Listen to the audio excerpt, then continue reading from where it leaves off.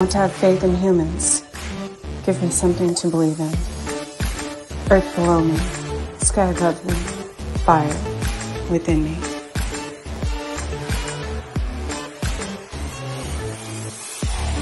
Brought to you by UPRN Network. I'm Trish Mo, and this is The Missing Piece.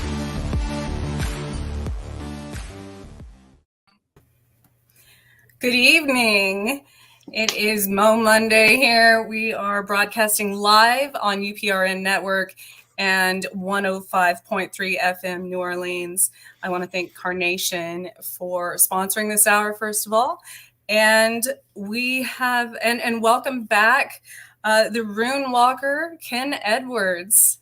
Hello, thank you for having me. Yes, I'm so excited. We ran out of time last week. I know, I'm very long-winded. Sorry. So the Olympics started this weekend. Did you catch that? We watched a little bit of the opening ceremonies, and my dad's been keeping me informed as to how many medals we have and all of that. So it's been interesting. I haven't caught up with any of that, but what I did notice, well, first of all, was the cool, the opening ceremony where the torch, what do they call them? I think they're torchers. Like the torch runner. Torch runner, yes. They have That's the new snowflake.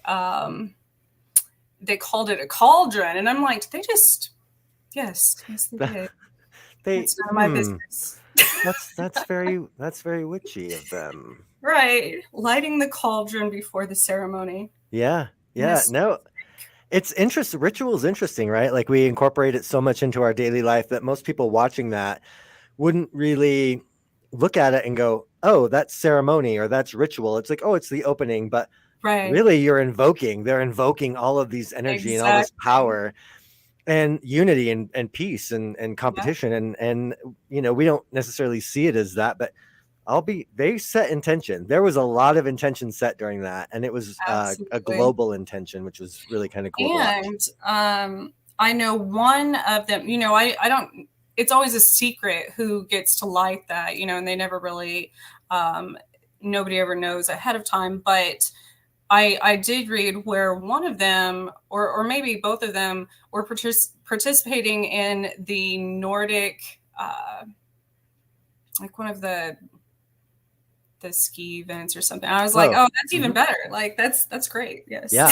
No. Yeah. It's I think we all see ourselves as being separate and different from everyone else, especially if there are culture around the world, but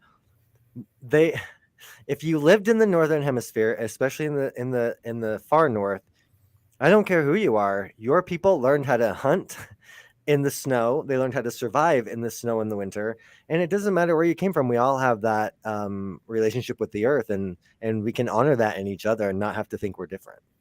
Absolutely.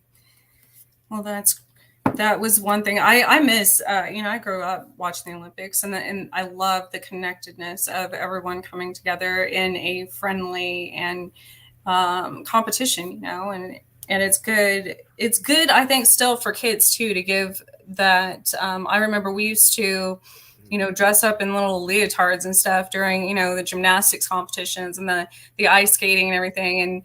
And those were the people that we looked up to, all these positive, influence athletes. And so it's one thing that I think we've gotten away from, in the world. But I think, I agree. I think, man, I loved watching the ice skating. That was my favorite one to watch because it's so beautiful and artistic. And not that the other sports aren't, but it was just, growing up, that was my favorite winter sport. Yep. Yep. I think there's something, there's really something interesting about how we view competition now. And it's can be very detrimental to us, instead of just like, you don't have to be as good as the other people, but you know what? Be as good as you can be, and then you compete. And if you're better in that day and moment, because we all have our days and moments where we're good and when we're not so good, then great. Then you win. But there's there's a spirit of competition and a spirit of mastering skill. I think that's what it is mastering the skill that we've gotten away from when we just think about it as winning or losing. I think many times, which brings me to your story too. Sometimes you have to lose to gain, because it's those, in school, when I was in track or any type of competitive sport, I learned so much more, and it gave me more inspiration to keep going and to run another race, on the ones that I lost, probably. So, and it's very humbling. So absolutely. That brings me to your story, your life story. We spoke of your relation, I guess, connection to the runes and growing up in Utah. Yep. Last week. And Friday was World Cancer Day. And so that is, I'm interested in hearing this as far as your battle and survival with that. So okay, go back to, I guess, the beginning, where that all started. So, not probably, it was Samhain. So, Halloween, for those people who don't know, of 2019, I sold, my business partners and I sold our metaphysical store here in Utah, and we all moved to back to Oregon. And, it was like, that was my cutoff time. Like that was, I'm going to do my life differently.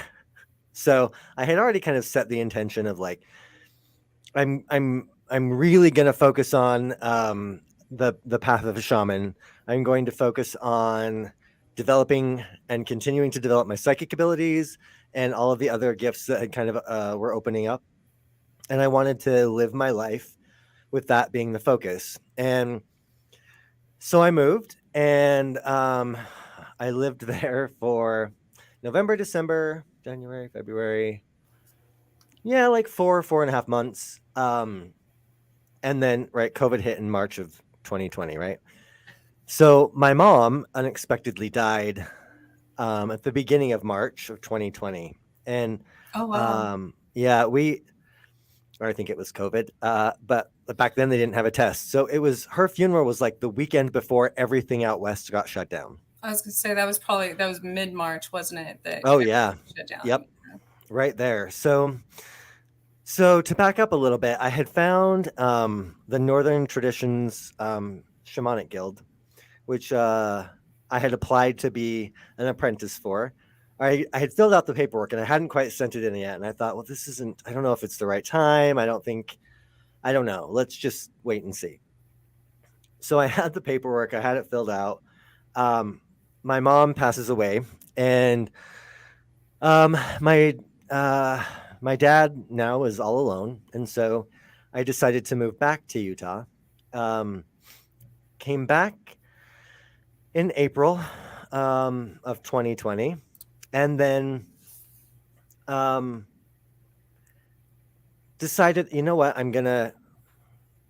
my mom's death has really kind of changed things. And because I knew it was coming, I knew it was coming, and it changed everything, right? Knowing changes things, but it doesn't necessarily change what you're going to do about it. Right. So at that point, I filled out the rest of my paperwork and sent off my application to become an apprentice. And for a couple of years, I'd had this very small, like, white dot thing on the bottom of my tongue. And it never bothered me. I just knew it was there. And the dental hygienist even said, there's something here. I'm going to have the dentist take a look at it. And he never said anything about it, so I didn't worry about it. Well, I thought, she said it kind of looks like a calcium buildup. So I thought, well, if it's a calcium buildup, I can brush it. So I brushed it, and it hurt like a son of a gun. It became very angry. And I thought, okay, if this doesn't go down in a couple of weeks, I probably need to get it looked at, because probably a good 10 years, more than 10 years ago, I had my chewing tobacco habit. That was so long ago. And I thought, you know, if anything, it could be cancer. So it didn't go away.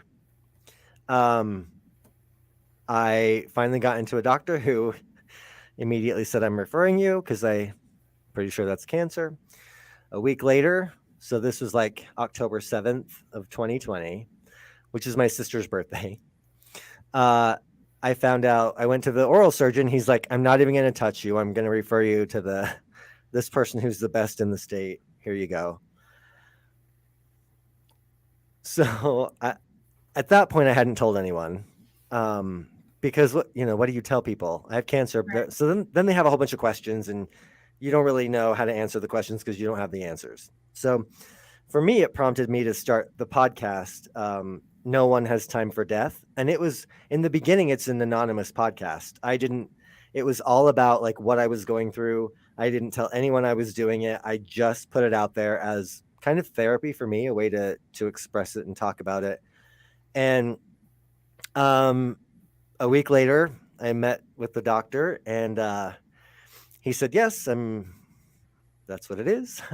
So at that point, because it was my tongue and I have 3 podcasts and I also sing, like I got freaked out. Like, I didn't know you sang. Yeah, it freaked me out. So I also, like, at that point, I started a TikTok where it was just me singing. Like, I didn't care who saw it. It was just me having this ability to sing because he didn't know exactly how much of my tongue they would have to remove. He didn't know how far it had progressed, if it had moved into my lymph nodes. There's no way of knowing until you get in there.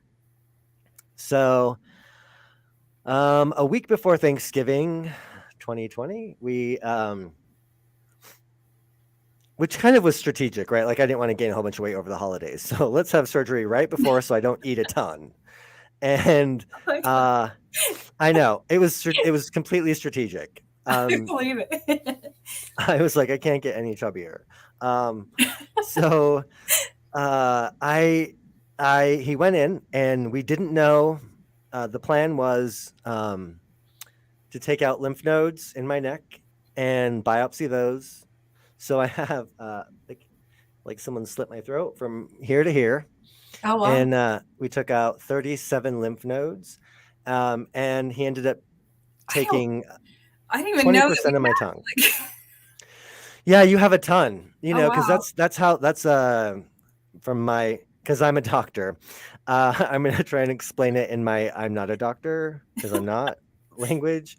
They're the ones that catch all of your gross toxins and stuff and get rid of them, right? So it will move into these lymph nodes, and if it's moving. So had the surgery, took out 20% of my tongue on the left front side. Had to have the lymph nodes taken out. Luckily, like clean edges on my tongue and nothing in my lymph nodes. So I have to still go back every 3 months to get a physical, or sometimes we do scans to make sure the cancer hasn't come back. So I had to go through probably 6 to 8 weeks of speech therapy. Oh, wow. Yeah, my speech has come a long way since then. My tongue wants to pull to the left because of scar tissue. So it takes a minute to it took me a minute to kind of refigure things out. So, all right. So now that's that part. You ready? So I do have a question. Are you still doing those specific podcasts, like the original? You said, what was the first one? So anonymous. No One Has Time for Death. No One Has Time for Death. I stopped. That's available on wherever you can get your podcast. No One Has Time for Death, and that one is still available. I'm not doing it. I was kind of every time I went for an update, like, how am I feeling? How am I doing? Um, and God, the biggest thing I'm learning that I go through right now is I'm okay for 2 months, and then it comes time for, okay, my appointment's in a month, and then it just becomes something it's in the back of my mind. I'm thinking about, um, it's a very interesting exercise in staying present and not allowing things to kind of take over and take hold, things that are out of my control. I don't drink and I don't use tobacco anymore, because my doctor told me it would be really, um, in his experience, this is pretty much all he does is oral cancer, is my chances of it coming back go up over 600% if I use tobacco and alcohol. So I'm kind of sober from all of that. And so it was interesting, to start the process of kind of being an apprentice in Northern traditions, shamanic way, and now, like, we're gonna take part of your tongue, and we're Right. going to go through this process, right? Like, I believe, I think the guest in the show before us was Paul. He talked about his wife, being abducted, and that's how she became psychic. And I know you and I've spoken, and you've had near death and death experiences, and that's one thing that tends to happen with beings from who aren't human.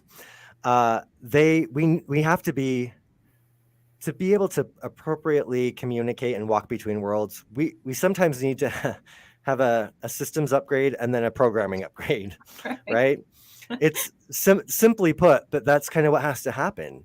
And to be able to do the things that we do now, to be able to, speak to beings who are non-corporeal, we have to have those upgrades. And yeah, so like this kind of process of death is something that I still go through. My so when I was finding out I had cancer, my dad also had melanoma cancer, but we didn't know until March of Oh, 2021. So and my your first mom.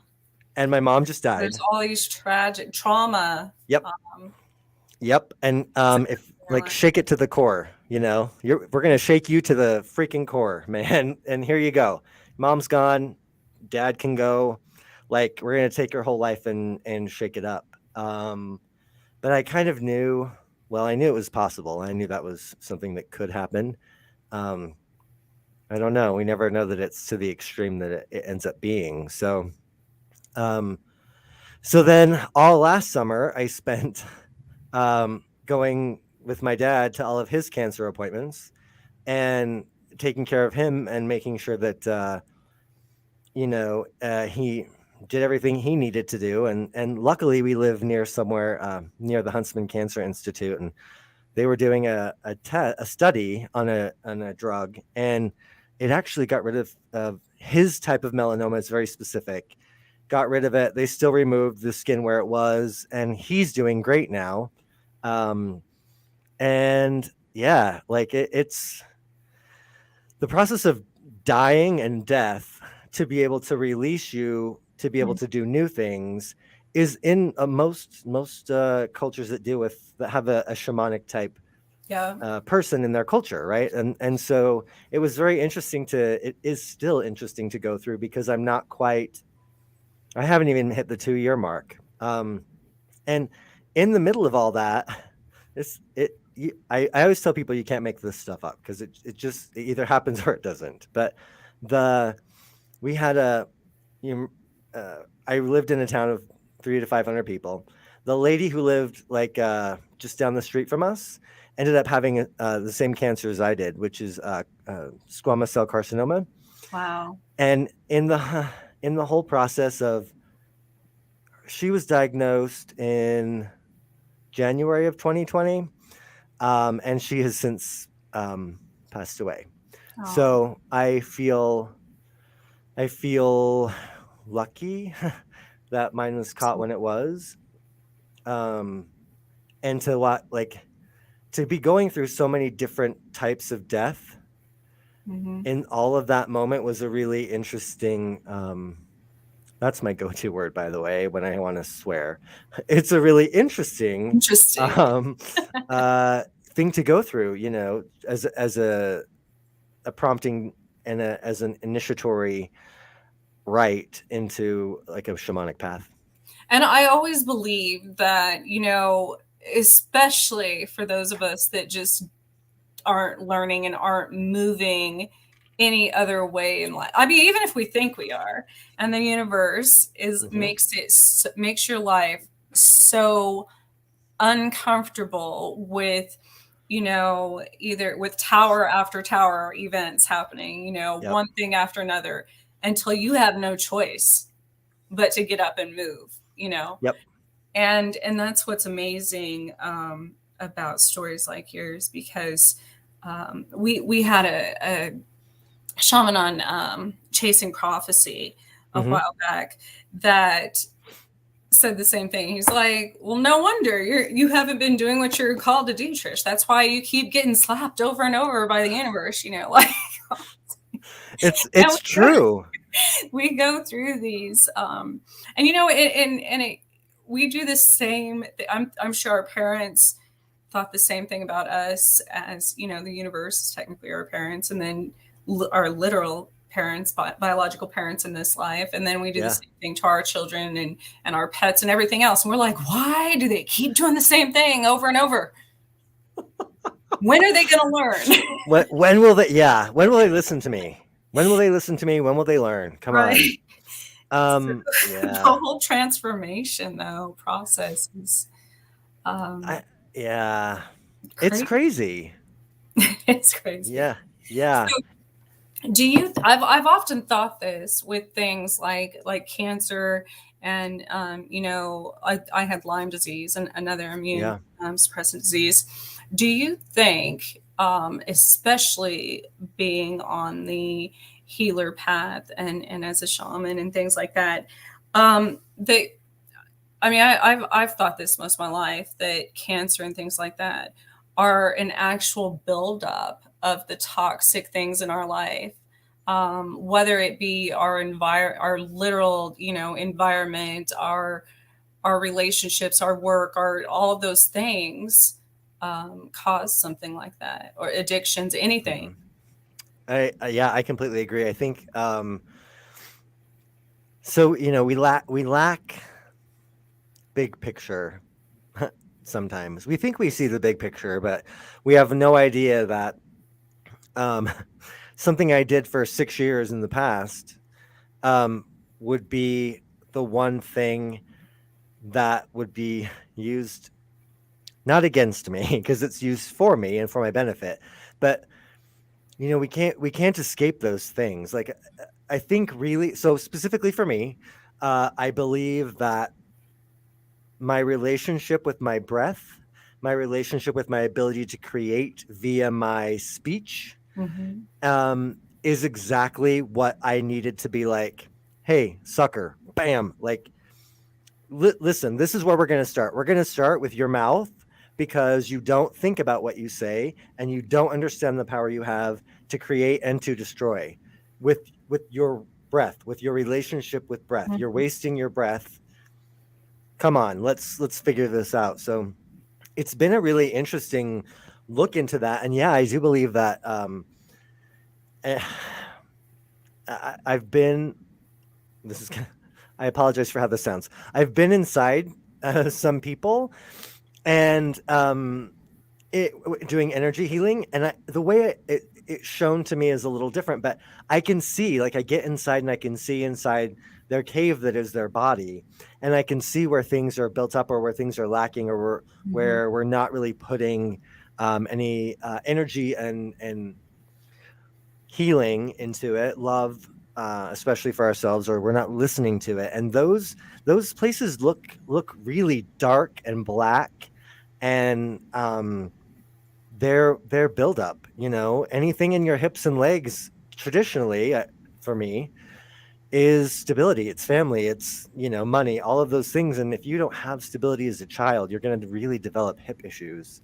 Um, Yeah. and so, yeah, I absolutely agree with you that unfortunately our body is the thing that catches it and has to deal with it. I spoke to somebody earlier today. I did a reading, and for a young woman, and she said to me, I said, "Well, what do you want to do?" And she's like, "Well, my body has kind of told me we're taking a break right now." And I'm like, "Oh, really? Did it?" And she explained what was happening, and she knew immediately. She's like, "I know I was going too hard and too fast, and I was trying to do too much, and my body now says stop."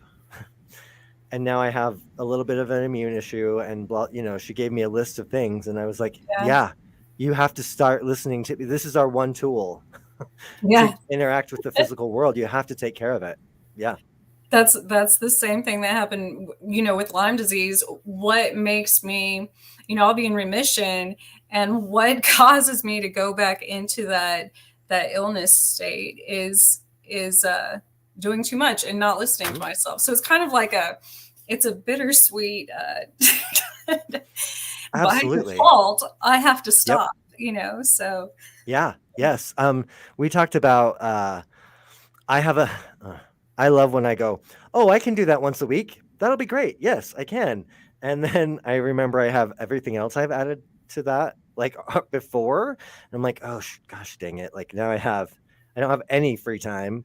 And then things begin to suffer yeah, because I'm slacking and don't have the energy to do it. And so I've learned a couple things to work that out. Like some podcasts we record 4 or 5 episodes at a time, and then I don't have to. The only thing I have to worry about is getting it out. Like I don't have to come up with the energy to actually interview and do all that stuff on a weekly basis, especially if I know that my physical cycle is that, like, for instance, right around the full moon, I will not sleep very well, so I can't do stuff around the full moon. During the day a lot, I try not to schedule myself a ton because I know I'm going to be too physically tired. It won't work. right. So like knowing yourself and listening to your body in those rhythms is very helpful when it comes to us being successful and not thinking that we're failures because we can't get something to work when it really wasn't going to work in that moment anyway. I find it interesting that you lost your ability to speak, and for a while, considering you were a singer. But did you know I believe it's in Hindu, the definition, the meaning for the literal term for the word sing is to basically to speak the truth, the Oh, unspoken truth. So that's um, cool. yeah, so that's interesting. I, as a redhead, one of my favorite, growing up when I was little, I always got teased for being a redhead, but the Little Mermaid when I was little, Hmm. was one of my idols. And so my spirit guides my entire life um have been telling me to sing, and I'm like, I don't sing. What is that? Like, like that's not a passion of mine. That's not something. So Yeah. I looked it up one day, and I was like, oh, that makes sense, to speak the truth. And that doesn't necessarily mean like literal. It means being Hmm. authentic to yourself, living in your Yeah. truth. Yep. And so when I lost, I forgot how to talk and eat and do things like that as well, when for a while there, as well as Mm. I went blind and deaf as well for a while. So I literally, when I see my little hear no, see no, speak no evil, you know um, Yeah. I think it's so interesting because It's that powerful. often means to yourself, not necessarily to the world. Hmm. you know and Yep. which is funny. When I started this podcast, my little speak no evil statue, it's their little skeletons. That specific one broke last week, and I was like, maybe that means like I'm breaking free. It's kind of like Ariel getting her when the The shell back. right, Yep. right. Um, Now, Wow. I guess what how different do you think your life I mean, you were already kind of on a path as a healer and stuff, but how do you think it would have impacted had that series of events not taken place? If that's a really good question. I think it my path wouldn't have deepened for sure. Like I wouldn't be as aware of certain things as I am. Um, I think one thing that happened in all of this is that when I came back to Utah, even during COVID, and probably especially during COVID, I began to rebuild my life like it was before. So we took back the store, we reopened the store. I joined the same organizations. I went back to work, and it was like I did the same. Oh, this is my favorite thing about COVID, by the way. We all try and go back to normal, and so we're trying to rebuild. We try to build our lives based upon the same model we had before. But now, because of this sounds woo-woo. Because of the energetic shift that's happened, you cannot use hierarchy to rebuild things because it's actually going to fall even faster and quicker, I believe. So I tried to rebuild my life in this structure that would provide me with some stability and build my house on sure footing on stone so that it didn't move. But the problem with that is I would never have known, I wouldn't have had the experience of doing that again and watching it fall completely and realizing that I'm trying to build my life coming back, but we do have to root our lives now in a more flexible way. Like if our life that's our building isn't able to move and sway and flow, it will crash completely. We have to it's like building on water and allowing the water to kind of move you and take you, like having almost like a boat on the water. We can't be anchored into something so hard anymore. It's not going to work. It doesn't work. And we've seen it. I think we're seeing that over and over with people. I want to go back to normal. And you know what? They go back to normal and it actually doesn't work. It still keeps falling apart. For instance, yeah. Shutdown, like you said.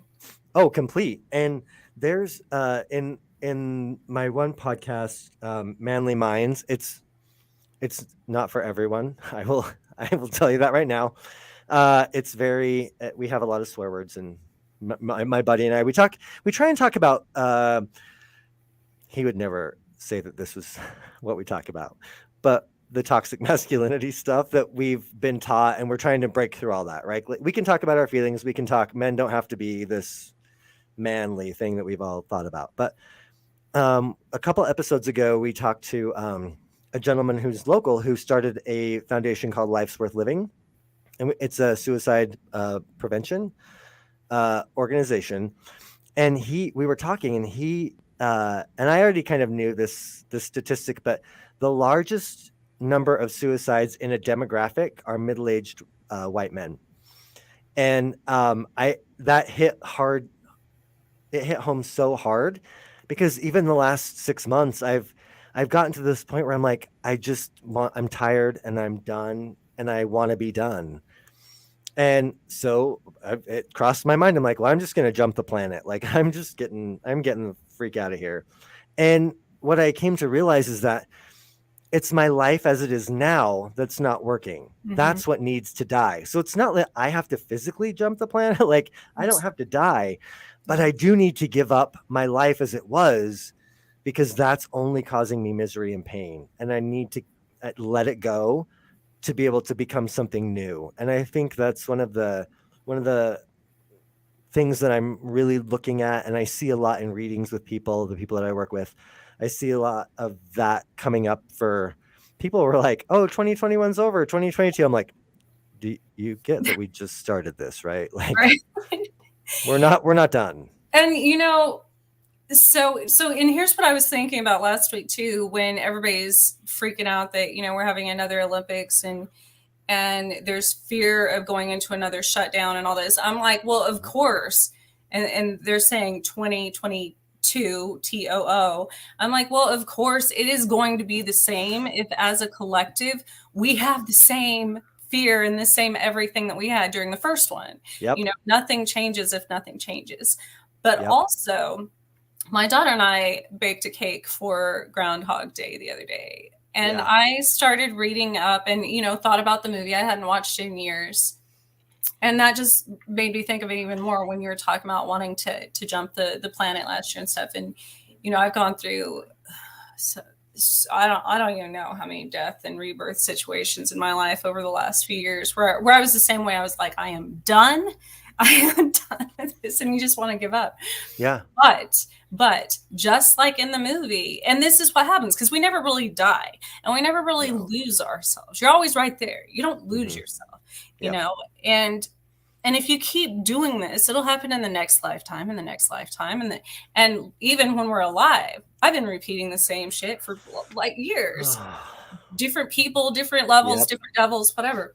The Groundhog Day, if you watch that movie with Bill Murray, where, you know, he gets to where he's really mean to people for a while. He goes through like all the phases of a relationship basically with himself. He even tries to commit suicide. He wakes back up, you know, same day, repeats it all over again until he starts giving back and actually helping others. And which is the only thing, once we start using our gifts in a positive way opposed to negative, that's when you change things, you shift, and you feel the gratitude, you know, which was what I was telling you the other day about, which is so important for stories like yours to be heard, because it does not, even if it only reaches one person out there, that person might be the one, that seed that saves the world someday, you know?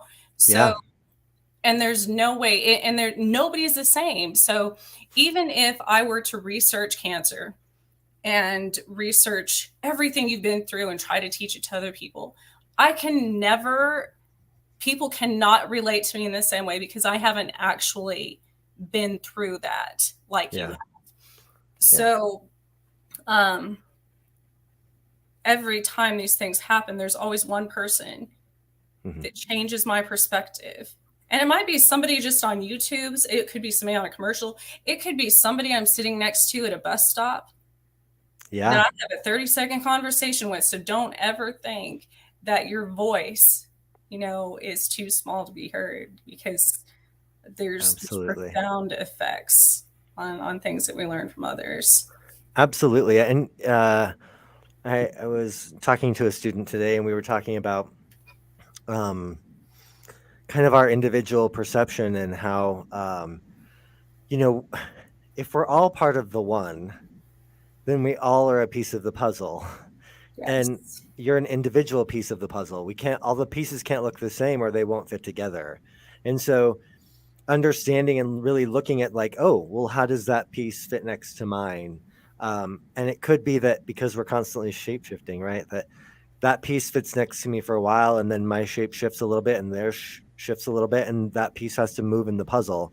It's very much like, I used to describe it as like you would take the puzzle in from the box, and you set the box up in front of you, and you're looking at the picture, and then you're playing with the puzzle pieces, and you can kind of look at the picture and know where that piece maybe goes. But we don't have the box to look at, one, and two, we're playing with a 3-dimensional puzzle. Actually, not 3-dimensional, pardon me, like 12-dimensional puzzle.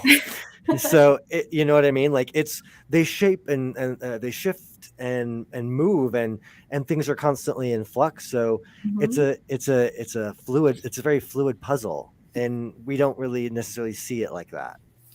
Absolutely. You know, when you were talking about that, I was thinking my daughter right before this had one of those the newer fidget things of it's multiple little boxes that fit together, but then they're like magnetic and you can flip them around. So they make a new box. Yeah. So it's like, it's still making the same shape, you know, if you think of the world, but reforming. So, you know, almost like a Rubik's Cube, but you can, you know, put the different shapes together. So, yeah, it's great. I think we just think of, like, I was talking as well today with this one student, and we're talking about the runes. When we look at the runes and we look at their two-dimensional representation on a piece of paper, so the staves, if you actually make it out of twigs or popsicle sticks or something, put it on a string and spin that little guy, our experience of it will be very different because it's now moving.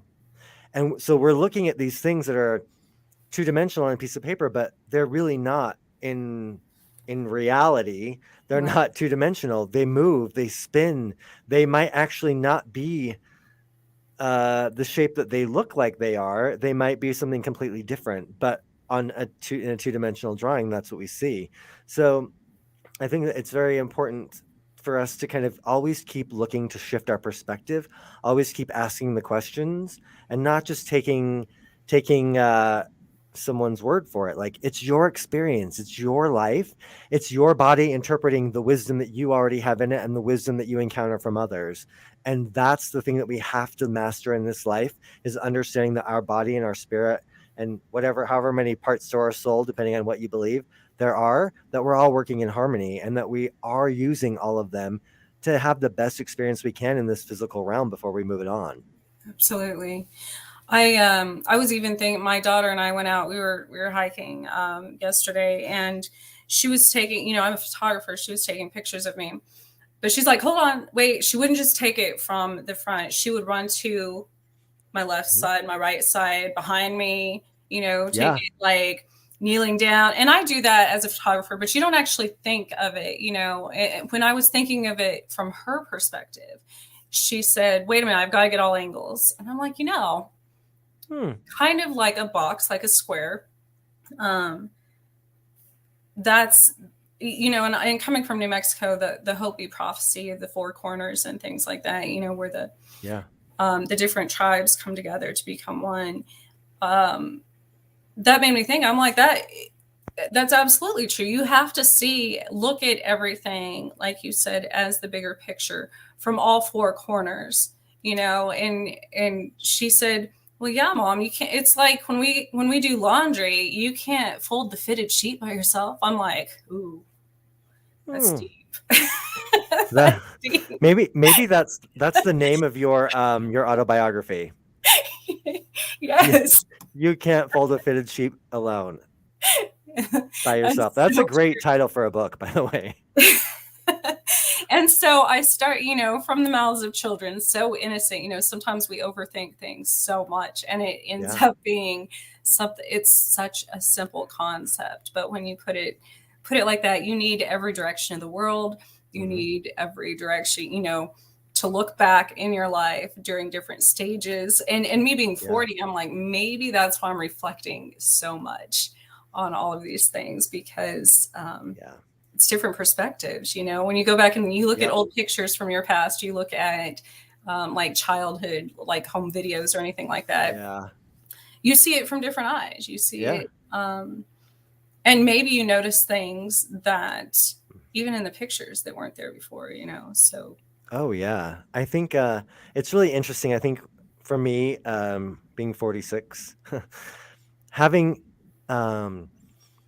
asking all the questions, luckily with my mentors ask a lot of questions and have always, and it's really helped me to keep trying to do that. But what I'm finding is the hard part, right, is that neurologically we've created all these neural pathways, and it's hard to break them and expand and be more pliable. That's why, like, I love the story with your daughter, because hers aren't set. They're still pliable, they're still movable, and we need that. We need the wisdom of us from having gained our experiences, but we need the pliability of spirit and of curiosity that they have, and they work well together when we can make them work together. Absolutely. I think, and that's what's, again, like with something like the Olympics, that's what's so great about that too. It's in every country in the world, has the opportunity to compete. And that was the same thing with COVID, and I think one of the greatest things with that being for a while there, we were all on the same level. You know, COVID didn't spare presidents or princes or anything like that. You know, everybody was susceptible to it. But at the same time, everybody also had a taste of freedom there for a moment, you know, freedom from the stresses of the world just shut down, you know, literally for a while. So it was a time to reflect and remember what you're going to do with it. And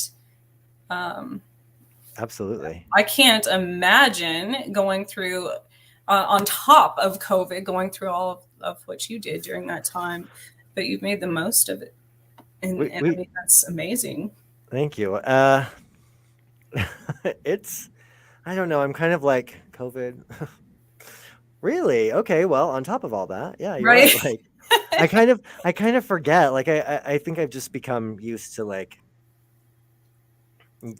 COVID, or I don't know. Maybe I'm not as well. I've never been, and you might be this way too. Like, I don't feel like, because I've speak to dead people, I'm not necessarily afraid to die. Like, there's a shift in death that you're not afraid of it as much, because you're like, okay, I think I was more afraid to live. Oh, I think death taught me how to. I think spirits have taught me how to live more than anything else. You know. Amen. Yes. And that's, I think a lot of times that's what they do. People who listen and communicate with the other side, I think that's a lot of their purpose as well, is to teach us. And you know, it's just like us, and again, like us and kids and everything else, they don't want us to relive the same things that they've already struggled through, you know. And that was my fear, I think. You know, yes, I know how to die. I became good at that. Yeah. Like, I mastered that skill. But but I wasn't ever living. So not in a sense that I should have been, you know, and humans are kind of, we're the only things literally on this earth that don't give back. Animals give back. You know, plants give back all the time. The earth itself gives back every single day. The universe gives back. But we're so selfish that we just want to keep everything to ourselves, you know, and that's not what those gifts are for. So no, we were talking about a rune called Ear, or AR. It's a rune of the grave, and part of the concept of it is that when you're buried, you decompose and you go back into the earth. Well, we don't do that. So we don't do that at all. We put our little bodies in, pump them full of gross toxic things, and then stick it in an asbestos box and put it in the ground. Yeah. That's not living in the cycle. Like, we are absolutely not. Even in the end, like, if you were a shitty person and you got put in the ground, at least your body went back into the cycle. But now that's not happening. Luckily, I think we're starting to see some of those like green burial yes, I was researching those. There's a big one. I'll have to get the link, in Colorado, where they plant trees. The ashes. It's amazing. I think that is one way that we can maybe even start to give back or put ourselves back into the cycle.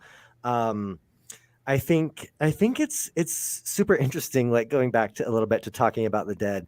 I mean, I'm going to interview you for a second. Is that okay? Yes. Okay. So when when I do readings and people find out that I talk to the dead, because I think when I say rune reading, they immediately think it's like tarot, and it's so much more for me. Just like any of us who are connected. So they're always wanting to be like, what does my grandma say? And I'm like, I hate repeating. She loves you and she wants what's best for you, and she's okay on the other side.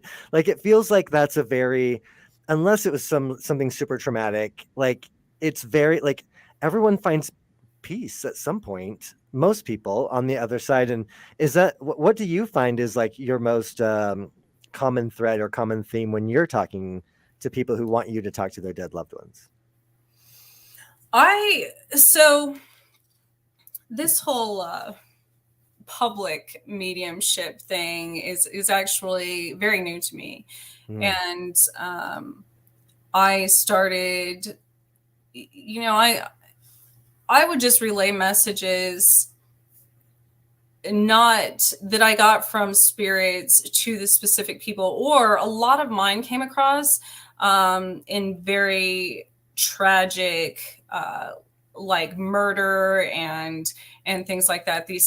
Those type of spirits try to contact me. Yep.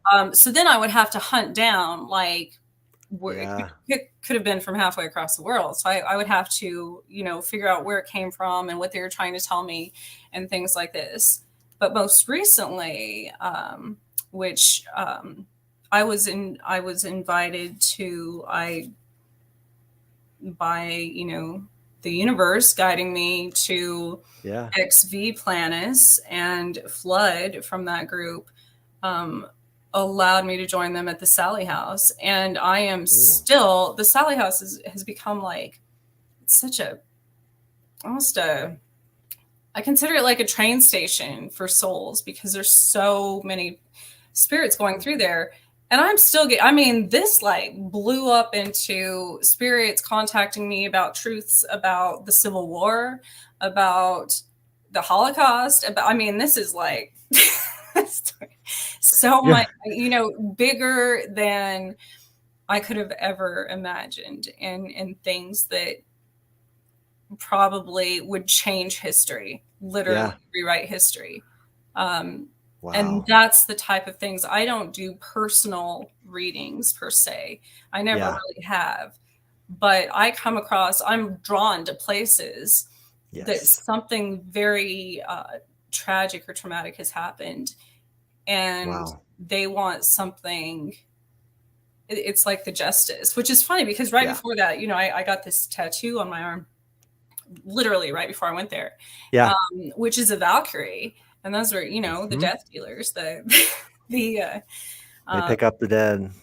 Yeah. Yep.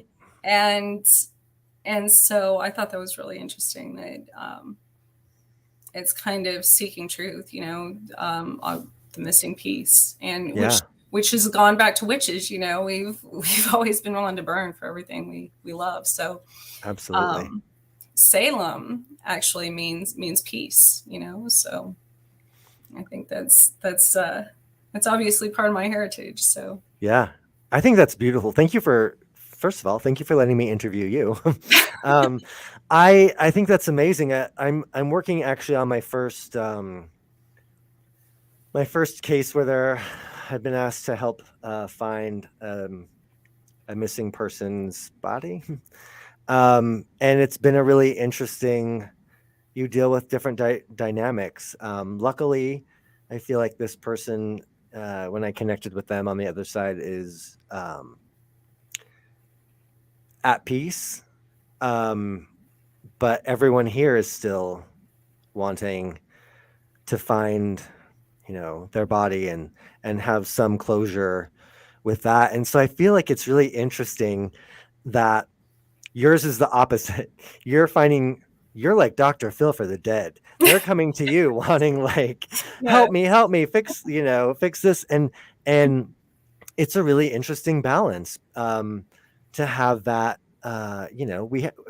we all can't, just because we call it psychic medium or psychic doesn't mean we all have the same thing. And it doesn't mean it all works the same way, which is what I love talking to people, anybody, about how their gifts work and watching them energetically, how it works. I think it's really beautiful, and like feeling it, because it just expands my abilities and possibilities.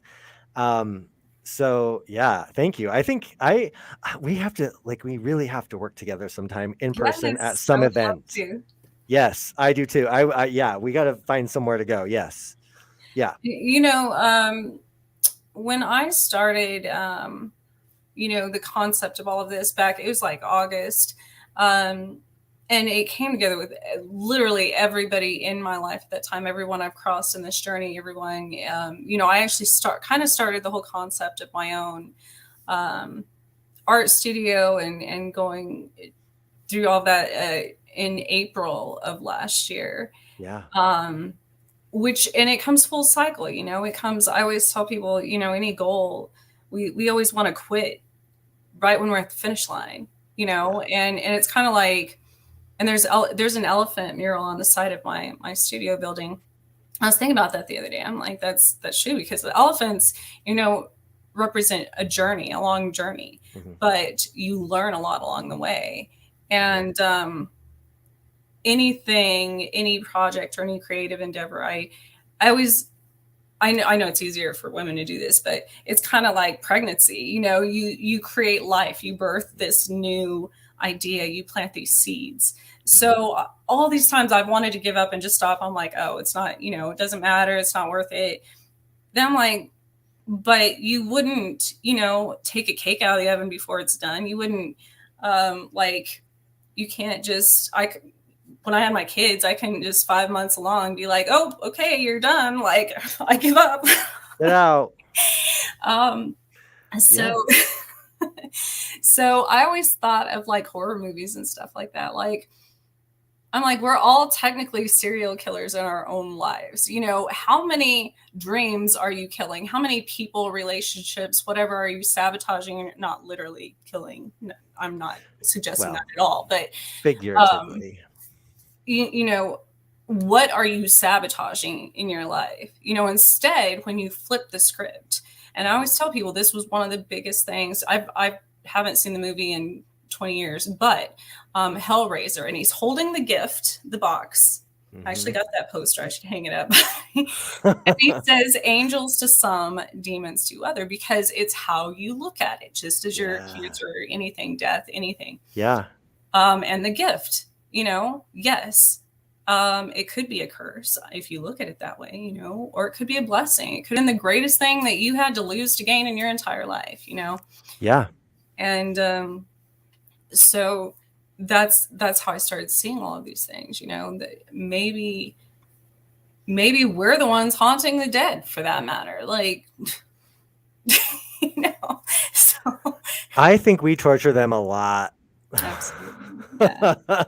Yeah. I don't know. When people come to me,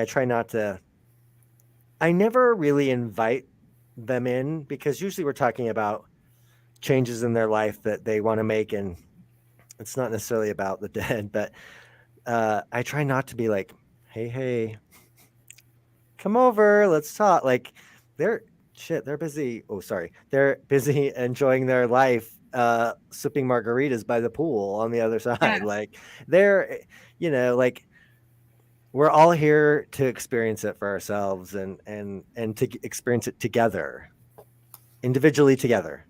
Yeah, maybe is a good way to put it. And but at the same time, everything affects everything else. We talked about that last week, how humans are very selfish in that aspect of where we think the entire world revolves around us. But here, plants, animals, insects, trees, they're all doing their own thing. They're all living their own lives, and it comes down to a very simple, with people as well, if you just worry about yourself instead of everything else in the world, and what you can do to improve yourself, what can make you better than yesterday, and what you can give back, then I think even to spirits, everybody thinks about what they can give them and how are they going to scare them. And they always ask me as me, and they're like, Trish, you can go somewhere and catch proof of ghosts and spirits and everything else existing in half an hour. I mean, 2 hours of your life, whatever. Yeah. And they spend days, some research and stuff, weeks. It's because I'm not looking for it. I don't have an expectation that it should give me something. It's not there for my entertainment. No, no, it's not. It's so our metaphysical shop that we used to have was part of Asylum 49, which is a big old hospital that's very popular here. It's been on several of the ghost hunting shows. And um, Is that in Utah? yeah, when we set up shop in there, like we set it energetically is like, this is a place of healing for everybody, corporeal, non-corporeal, like, and it shifted the Mhm. concept of it. But like there were times where I would be recording podcasts in there and I'm listening to it back and I'm like, oh, there's an EVP. Yep, there's an EVP. And I wasn't even trying because I'm talking Yeah. to somebody, like I'm talking to you trying to record something, and all of a sudden there's like someone coming in with a little, like, that just happened. That was weird. With a little voice. And I'm like, okay. I would take those little, take them out and save them as a little individual file because I didn't mean to do it. It just, I'm just going about my life and so are they. Yeah. And it just so happened that we had a moment together, and I could hear them and they could probably hear me and they probably wish I would just be quiet. They're like, oh my God, you're still talking.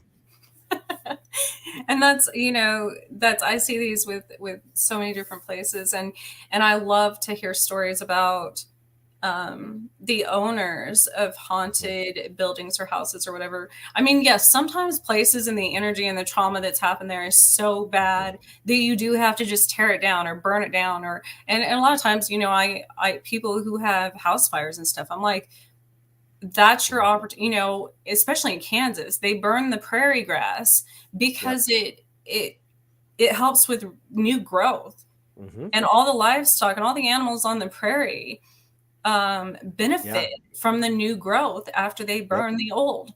So there's some haunted places that have such bad energy, and bad things that it does just need to be torn down. But then there are others that I believe, we could do a lot better instead of turning them into basically a fear factory or a haunted house or, a circus to be, they're suffering, entertain people. More places, it's just like a house. Houses have energy. When you start fixing it up, the energy changes. It shifts, which is like Absolutely. the earth, Yeah. Yeah. And we forget, this is my house I'm moving into. Well, there were a lot of other probably beings that lived there before you. right? And if someone's pissed off or mad, like, instead of, and I don't necessarily I don't not love doing house cleansings, but when I go in to do them, I'm like, okay,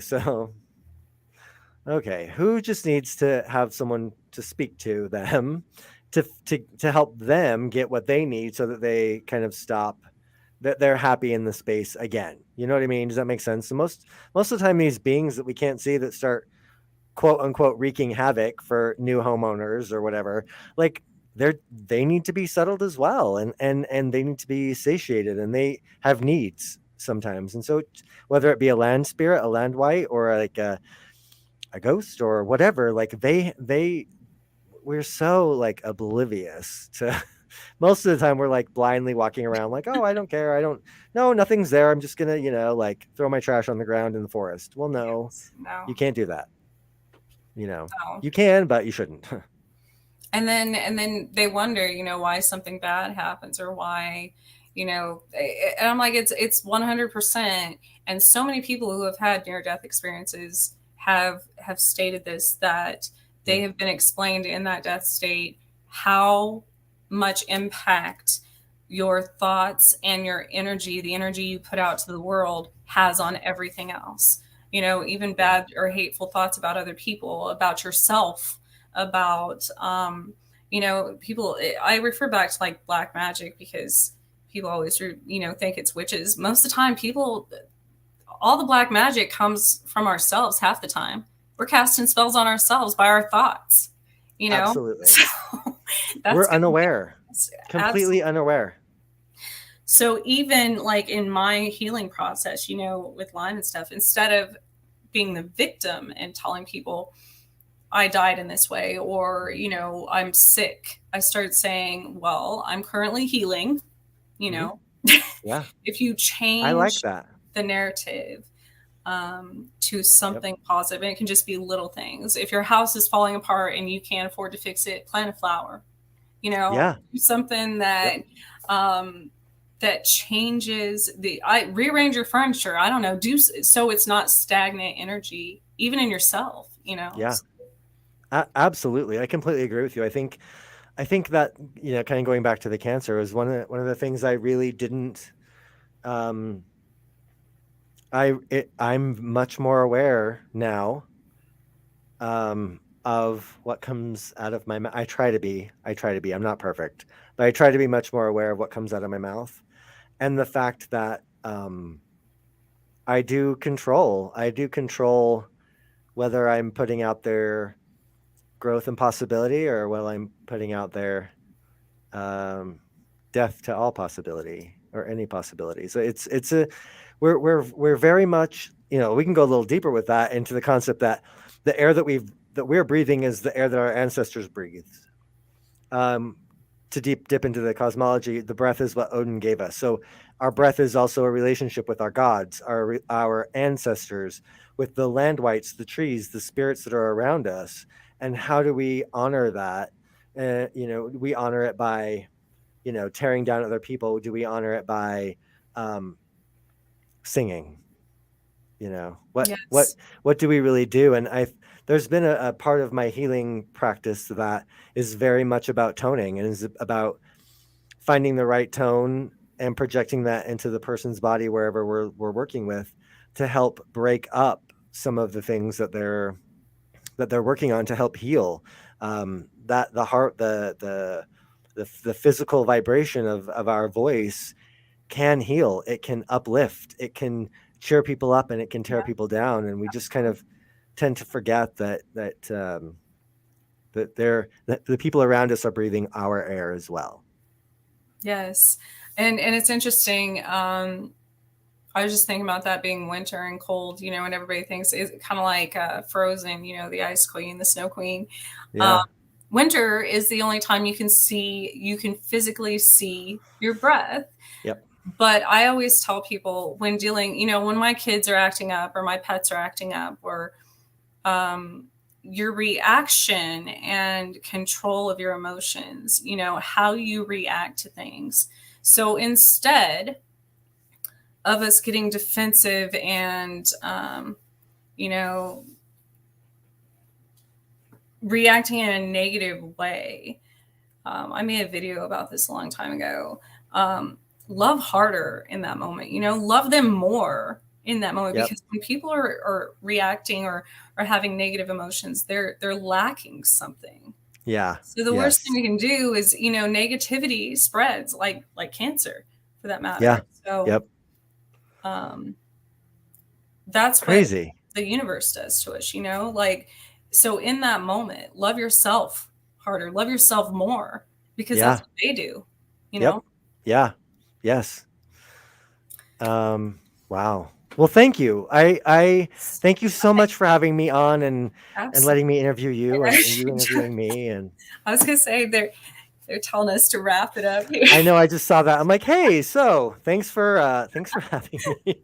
Yes, thanks for sorry, being guys. Sorry. I would love to have you again in the future. We will anytime. Hopefully work together. Yes. Thank you again for Carnation, and you can catch me tomorrow on Chasing Prophecy, and with Flood from XV Planets next Monday. So have a good night, everyone. Thank you for listening, and we will see you again.